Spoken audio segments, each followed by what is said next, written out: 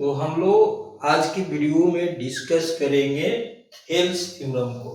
भाई देखो बच्चों, इतना क्लियर है कि अगर आपको करियर में कुछ बड़ा करना है, इसका मतलब है कि आपका बेसिक बहुत स्ट्रॉन्ग रहना चाहिए। आप इंजीनियर बनो या ना बनो, लेकिन अगर किसी भी प्रोफेशन में जाते हो तो वहां पे आपको ये जो लॉजिक्स है, जो मैथमेटिक्स है, वो बहुत काम आने वाला है। तो ये सारे जो हैं, जैसे थेल्स थ्योरम है, Thales theorem one of important theorems में आता है जिसके एप्लीकेशंस बड़ी काम आते हैं। तो आप थेल्स थ्योरम को, जिसको बेसिक प्रोपोर्शनलिटी थ्योरम भी बोलते हैं, इसको कैसे इजी तरीके से समझा जाए वो मैं आपको बता रहा हूं।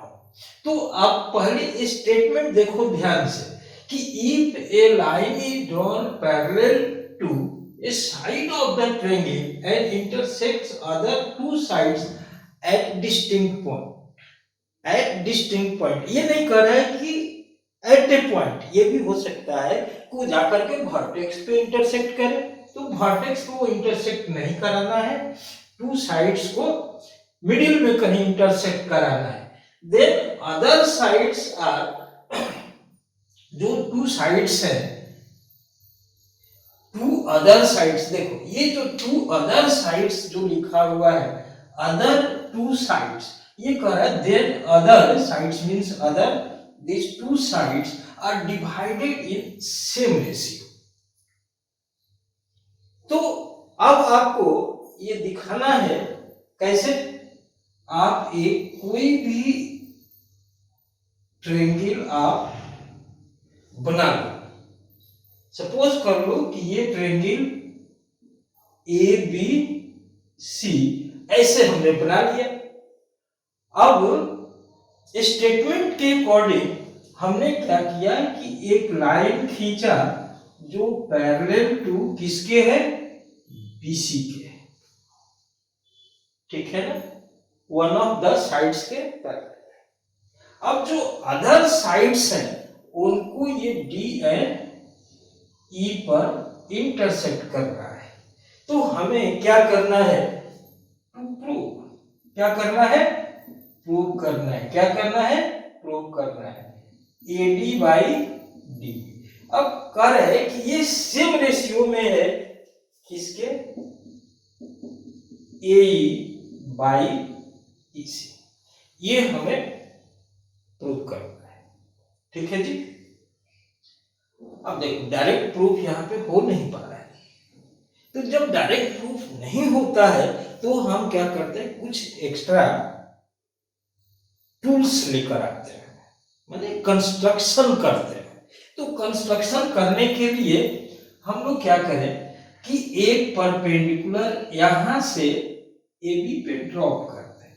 एक परपेंडिकुलर हमने क्या किया कि यहां पे ड्रॉप कर दिया, और एक परपेंडिकुलर एसी पे डी से ड्रॉप कर दिया। एक परपेंडिकुलर हमने यहां भी ड्रॉप कर दिया, कहा कि ये पॉइंट जो है एफ है और ये पॉइंट हमने कहा कि जी है। क्या किया, परपेंडिकुलर ड्रॉप कर दिया, मींस ये 90 डिग्री कर दिया और ये 90 डिग्री कर दिया। अगला काम क्या करेंगे कि यहां से ई को कनेक्ट कर देंगे और यहां से डी को कनेक्ट कर देंगे। ये हमारा कंस्ट्रक्शन वर्क है। तो हम यहाँ पे कंस्ट्रक्शन का थोड़ा जिक्र कर देंगे कि कंस्ट्रक्शन हमने किया है, और वो कौन सा कंस्ट्रक्शन किया है, हमने परपेंडिकुलर डीजी हमने परपेंडिकुलर ड्रॉ किया है। देखो ऐसे लिखने का मतलब है परपेंडिकुलर और किस पे, एसी पे, और वैसे ही ईएफ हमने परपेंडिकुलर ड्रॉ किया है किस पे, एबी पे, और क्या किया है, ज्वाइन किया है, किसको किसको ज्वाइन किया है, C to D and B to ई।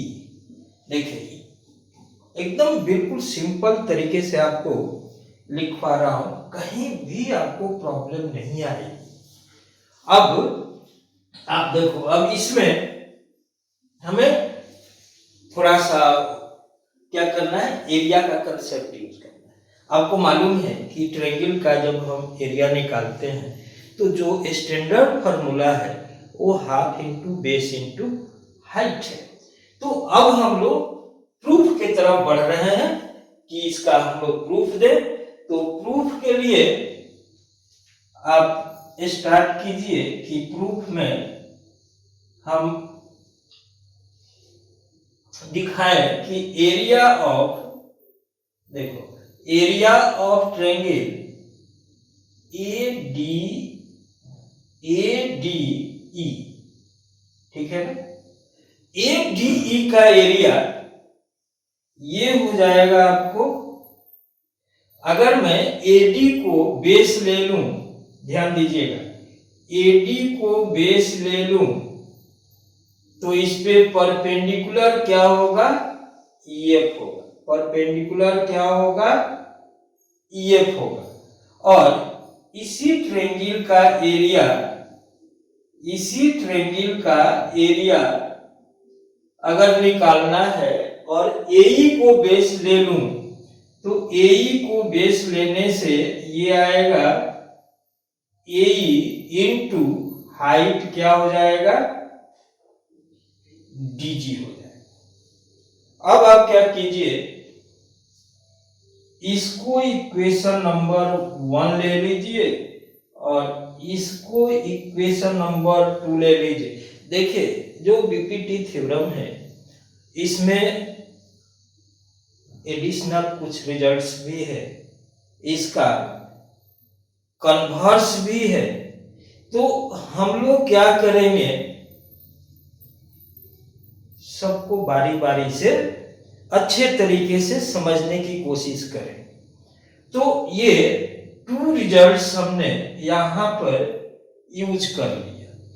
अब क्या करना है कि अगर ध्यान दो, यहां पे अगर मैं ऐसे 2 लाइन ले लूं और बोलूं कि ये लाइनें जो है पैरेलल है, तो यहां से ये पैरेलल लाइनों के बीच में जो हम ट्रायंगल कंस्ट्रक्ट करते हैं, ये ट्रायंगल, देखिए ये ट्रायंगल और ये ट्रायंगल दोनों की एरिया बराबर होती है, ठीक है। अब आप यूज कीजिए area of triangle D B E, area of triangle D B E, क्या लिख रहा हूं, डी बी ई। तो इसके लिए बेस हो जाएगा हाफ इंटू, ध्यान दीजिएगा, half into BD. BD base हो जाएगा तो हाइट इसके लिए ईएफ हो जाएगा। तो हाइट हमने क्या ले लिया, ईएफ ले लिया। सेम तरीके से एरिया ऑफ ट्रायंगल बीईसी, बी किसको यूज करना है, पहले क्या किए, बीडीई। अब यहां पे डी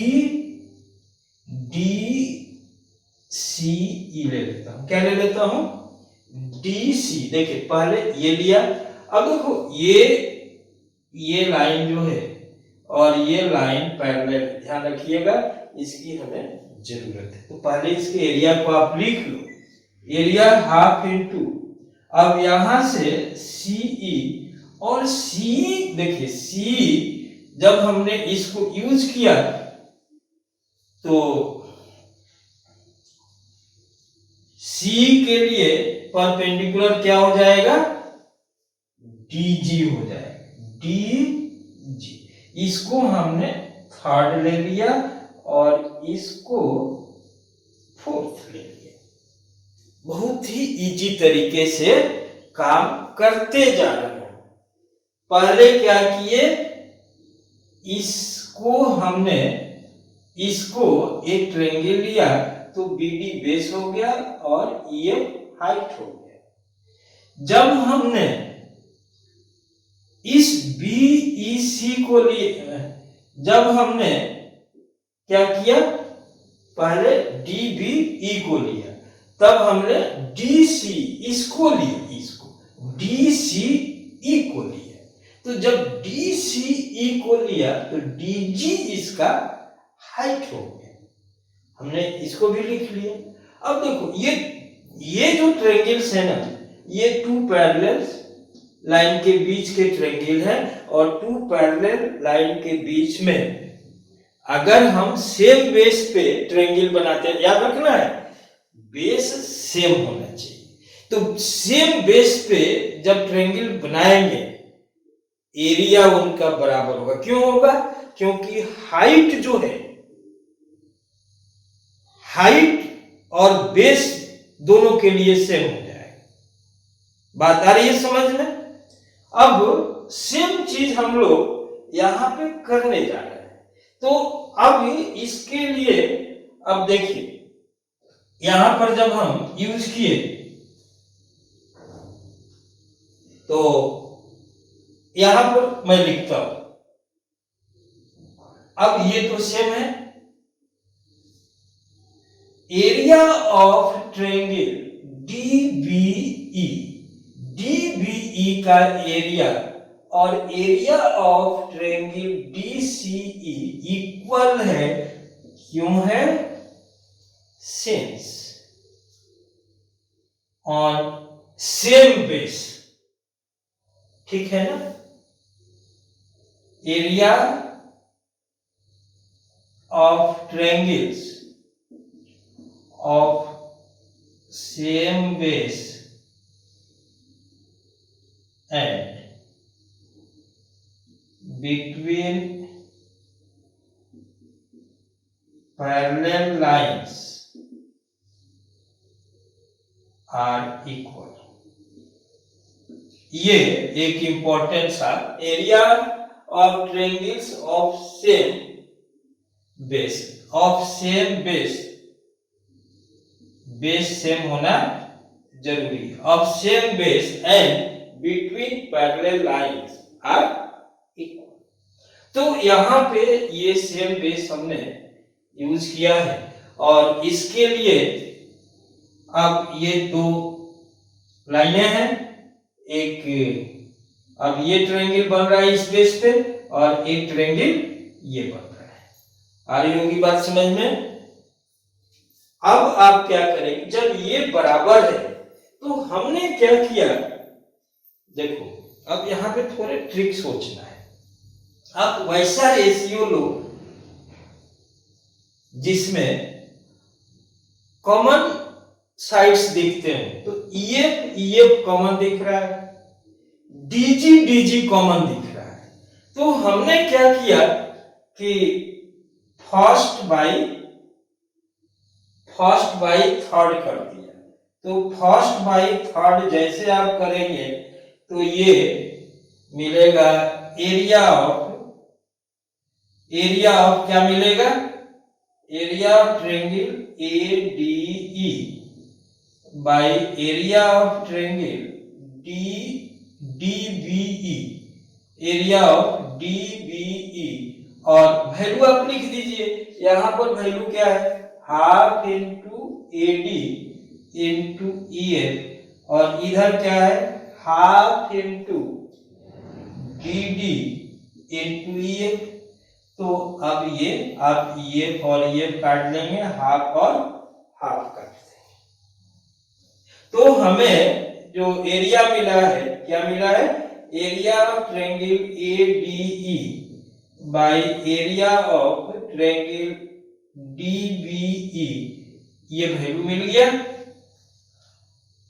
अब आप क्या कीजिए कि सेकेंड बाई फोर्थ कर दीजिए, सेकेंड बाई क्या कीजिए फोर्थ कर दीजिए। तो यहां से आपको मिल जाएगा एरिया ऑफ ट्रायंगल ADE और एरिया ऑफ ट्रायंगल DCE।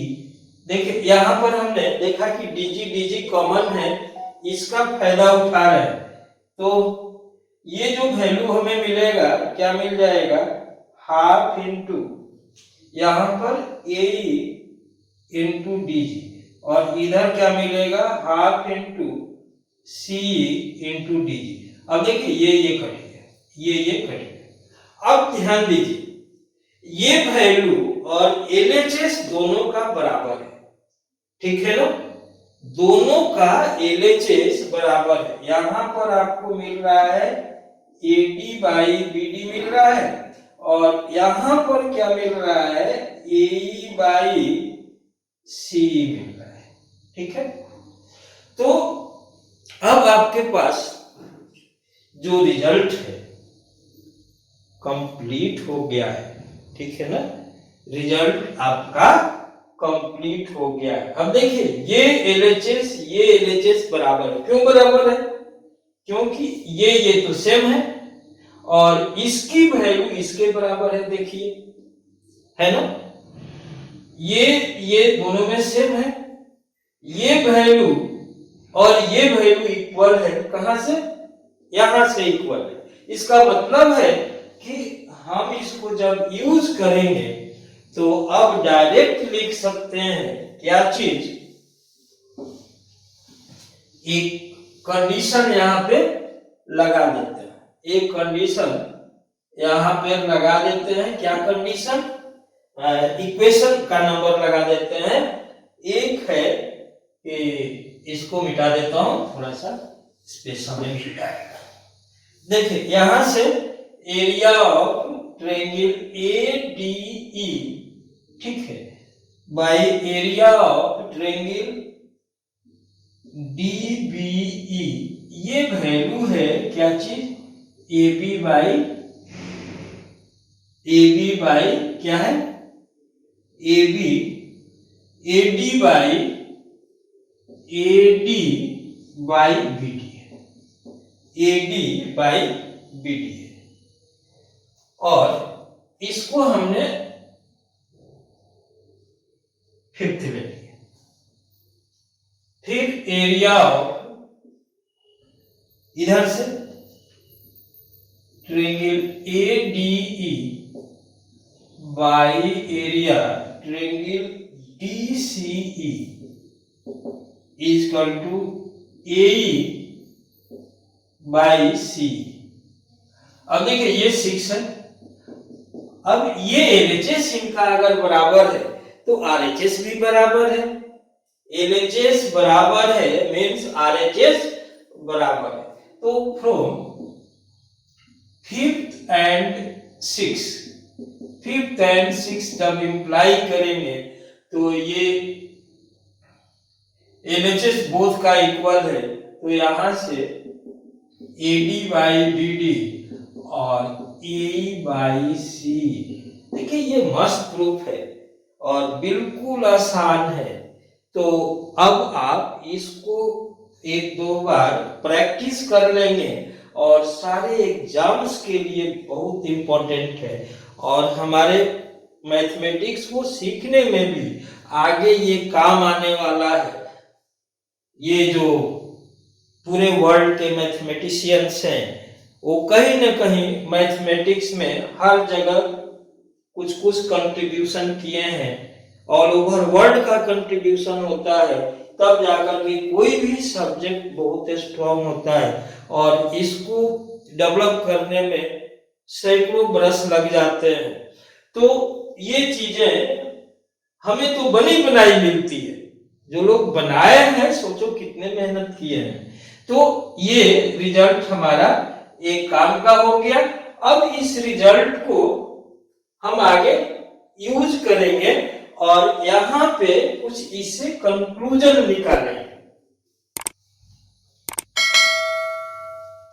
अब देखो बीपीटी जस्ट हमने डिस्कस किया, तो बीपीटी में क्या डिस्कस किया कि अगर कोई भी लाइन बेस के पैरेलल अगर हम ले रहे हैं, डायरेक्ट बेस यूज कर रहा हूं, ए बी सी, कोई भी लाइन बेस के पैरेलल ले रहा हूं, सपोज कीजिए कि ये डी लाइन है, तो पहला रिजल्ट क्या मिल रहा है कि AD by DB is equal to AE by EC। ये तो प्रूफ किया हुआ है, जस्ट कंक्लूड किए हैं इसको। अब हम लोग क्या करें कि इसमें ऐसे भी हम थोड़ा एक और रिजल्ट कंक्लूड कर सकते हैं कि AB by DB is equal to AC by EC। और तीसरा रिजल्ट कंक्लूड कर सकते हैं कि AB by AD is equal to AC by A। देखिए ये 3 रिजल्ट्स हैं जो हम बीपीटी से एक्सट्रैक्ट करके इसको यूज करते हैं। तो ये जो रेस्ट जो रिमेनिंग 2 रिजल्ट्स है, अगर इसको आप सीखिए कि ये किधर से आता है, तो बड़ा ही सिंपल है। कभी कभी कहता है कि बीपीटी को प्रूव करो और कुछ एक्स्ट्रा में इनको भी देता है कि इसको प्रूव, अब बीपीटी नहीं बोल करके कहता है कि इसको प्रूव करो, और लॉन्ग क्वेश्चन हो तो आप पहले बीपीटी प्रूव करेंगे फिर इधर अप्रोच करेंगे, या ये और ये प्रूव करने के लिए दे दे, या ये दोनों दे दे ये नहीं दे। हर कंडीशन के लिए हमें तैयार रहने की जरूरत है कि इन चीजों को आप अच्छे तरीके से समझ कर रखिए। तो ये हमने ऑलरेडी प्रूव कर चुके हैं, ये हम लोग प्रूव कर चुके हैं। अब हम इसको यूज करके सेकेंड वाले को प्रूव करना चाहते हैं। तो AD बाई DB ये क्या है, AE बाई EC ये क्या है, गिवन है या ऑलरेडी नोन है, प्रूव्ड है, ये ऑलरेडी प्रूव्ड है। अब हमने क्या किया कि 1 प्लस कर दिया, इनमें बोथ साइड में 1 प्लस कर दिया, ठीक है जी, +1 कर दिया, तो AD plus DB by DB, और ये AE plus EC by EC, ऐसा कर दिया। अब AD प्लस DB देखिए, AD प्लस DB की वैल्यू AB के बराबर है, और ये DB, ये AE प्लस EC किसके बराबर है, AC के बराबर है। तो हमें लगता है कि ये सेकेंड प्रूव हो गया, ठीक है ना। इसको आप लिख सकते हो कि फ्रॉम फर्स्ट तो प्रूव हो चुका है, तो पहले वाले को हमने यूज कर लिया। अब फिर सेकेंड थर्ड के लिए भी हम क्या करेंगे कि AD by DB is equal to AE by EC। अब हम अगर इसको इंटरचेंज कर दें तो कोई प्रॉब्लम नहीं है। यहां पर देखिए ये DB बाई AD, अगर ये इंटरचेंज कर देंगे तो ये भी इंटरचेंज हो जाएगा। अब हमने DB बाई AD में 1 प्लस कर दिया, EC बाई AE इधर भी 1 प्लस कर दिया, तो फिर यहां से हमें क्या मिलेगा, DB plus AD by AD, और इधर से EC plus AE by AE, ठीक है जी। तो अब देखिए क्या कंक्लूजन हुआ, कंक्लूजन ये हो गया कि ये वैल्यू हो गया AB बाई AD, और ये क्या हो गया AC बाई AE। तो मुझे लगता है कि हम लोग इसको भी प्रूव कर दिए, प्रूव हो गया, ये भी प्रूव हो गया। तो यहाँ पर देखिए ये इससे रिलेटेड है। अगर आप पहले वाले को प्रूव कर सकते हैं तो जो रिमेनिंग 2 है वो बहुत ही आसान है, इसको भी हम प्रूव। तो ये तीनों रिजल्ट याद रखने की जरूरत है। देखिए यहाँ पे थेल्स थ्योरम या बीपीटी का कन्वर्स है। कन्वर्स का मतलब होता है, जैसे मान लो कि हम कोई इनपुट यूज करते हो और वहां से कुछ आउटपुट मिलता हो, तो हम बोलेंगे कि भाई कोयला डालेंगे तो बिजली पैदा होगी, ऐसे सोचो। कोयले को यूज करेंगे तो बिजली पैदा हो। अब बिजली पैदा कर रहे हैं तो जरूरी नहीं है कि कोयला डाल के ही बिजली पैदा कर रहे हैं।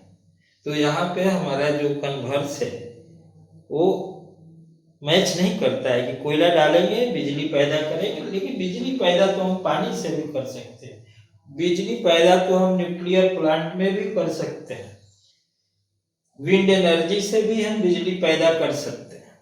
तो यहाँ पे मैथ्स के लैंग्वेज में आप ऐसे सोचो कि पहले जब बीपीटी था तो हमने कहा कि लाइन पैरेलल है तो साइड्स को सेम रेशियो में डिवाइड करें।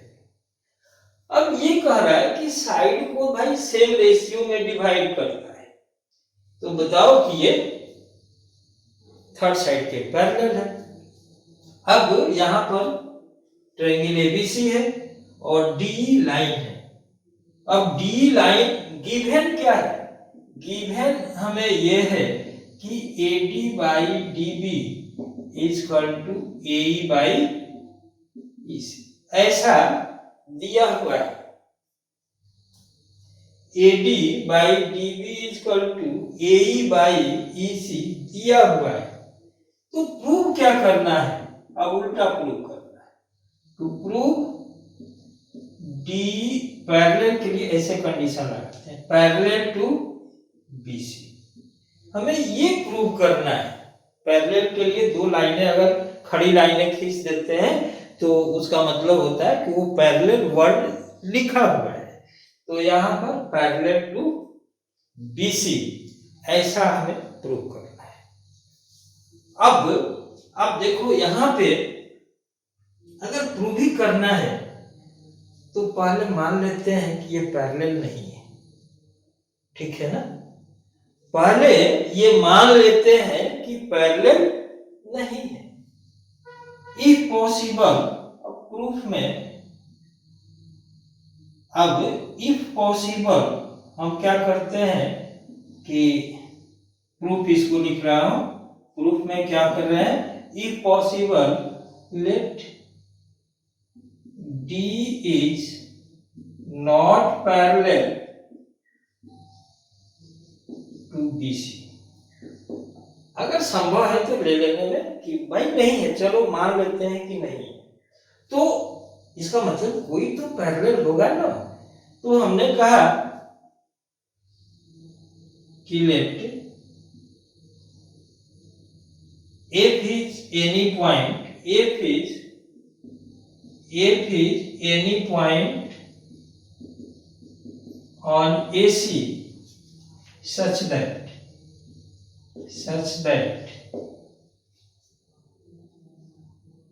DF is parallel to BC। अगर मान लो कि D पैरेलल नहीं तो कोई ना कोई पैरेलल होगा ना। तो ऐसे देखने से ही लग रहा है भाई ये है वही नहीं, लेकिन भैया हमें तो प्रूव करना है ना। तो हमने ऐसा कहा कि भाई अगर कुछ संभावना बन पा रही है तो आप इसको ले लो, कोई बुराई नहीं। अब हम आगे बढ़ते हैं। तो अगर DF पैरेलल हो गया, देखो ये एक इंपॉर्टेंट स्टेटमेंट है। अगर DF पैरेलल है, DF पैरेलल टू BC है, तो ये इंप्लाई क्या करेगा? ये इंप्लाई करेगा कि AD by DB is equal to AF by FC। भाई होगा ना। बीपीटी का तो यही स्टेटमेंट है कि अगर मान लो कि सेम अगर पैरेलल होगा तो सेम रेशियो में काटेगा। तो ये हमने क्या किया कि जो गिवन था उसको फर्स्ट ले लिया, इसको कहा कि भाई सेकेंड। तो अगर एडी डीबी इक्वल है तो ये भी इक्वल होगा, एलएचएस दोनों का इक्वल है। तो आप क्या करो कि फ्रॉम फर्स्ट एंड सेकेंड पहले और दूसरे को यूज कर दो और बोलो कि ए बाई ईसी और F by F C equal. अब आप प्रूव कर चुके हो, यहाँ पे +1 कर दो और यहाँ भी +1 कर, एलसीएम ले लो। तो एलसीएम लेने से ये जाकर यहाँ इंटू हो जाएगा A plus EC by EC और ये A plus F C by F C plus ये हो गया। अब देखो एई प्लस ईसी के जो है वो एसी के बराबर है, ठीक है ना, और एफ प्लस एफ सी भी एसी के बराबर है। भाई इसको काट देता हूं, एफ सी और ईसी बराबर हो गया।